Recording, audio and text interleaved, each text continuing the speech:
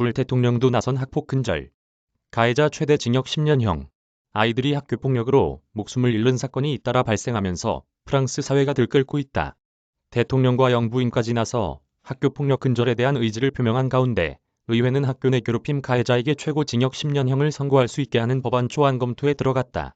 1일 AFP 통신에 따르면 이날 프랑스 하원에서는 이런 내용을 담은 법안이 표결 끝에 통과됐다. 이 법안은 에마뉘엘 마크롱 정부뿐 아니라 상원에서 우위를 점한 우파 야당인 공화당의 지지를 받고 있다. 장미셸 블랑케르 교육부 장관의 지지도 얻었다. 이에 문안이 상원을 통과해 내년에 시행될 전망이다. 법안이 제정된다면 형법에 학내 괴롭힘이라는 범죄가 신설된다. 괴롭힘의 정도와 가해자의 법정 연령에 따라 최대 3년의 징역형 또는 45,000유로의 벌금이 부과된다. 만약 피해자가 괴롭힘으로 극단적 선택을 시도하는 등 피해가 큰 경우 최대 징역 10년형을 선고할 수 있다. 블랑케르 장관은 아이들의 삶이 산산조각으로 흩어지는 상황을 용납하지 않을 것이라면서 공화국의 가치를 따르도록 하는 방법이라고 밝혔다. 법안을 발의한 에르완 발라넘 중도성향 민주운동당 의원은 이 법에는 교육학적 가치가 있다면서 이 발상은 전체 사회가 관여하자는 것이라고 설명했다. 한편 이 법안에 대해 우려하는 목소리도 있었다. 극좌로 분류되는 굴복하지 않는 프랑스 소속 사빈 르뱅 의원은 망상적이고 선동적인 과민 반응이라고 비판했다. 미셀 빅토리 사회당 의원도 미성년자를 범죄자 규정하고 억압을 키우는데 반대한다고 밝혔다. 프랑스 정부의 최근 조사에 따르면 프랑스 초중, 고 학생 10명 중 1명꼴인 약 70만 명이 학교 폭력을 경험한 적이 있다. 특히 스마트폰, SNS 등을 통한 온라인 학교 폭력이 심각한 것으로 조사됐다.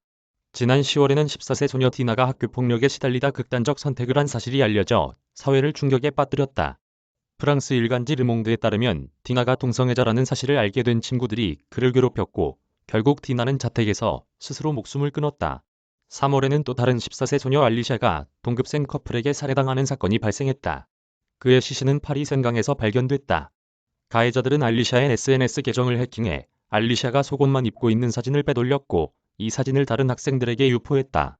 이후 알리샤는 또래로부터 심한 괴롭힘을 당했고 가해 학생 2명은 못마땅하다는 이유로 그를 살해했다. 학교 폭력으로 인해 아이들이 숨지는 사건이 연이어 발생하자 마크롱 대통령이 직접 나서 학교 폭력 근절을 위한 방안을 발표했다.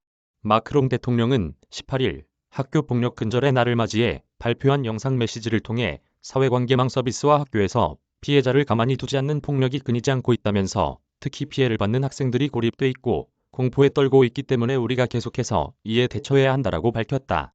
이어 사이버 폭력 현장을 누구나 쉽게 신고할 수 있는 앱을 내년 6월에 내놓을 예정이라고 밝혔다. 앱의 이름은 아플리카시옹 3018이다. 프랑스의 학교 사이버 폭력 신고 전화 3018번을 땄다.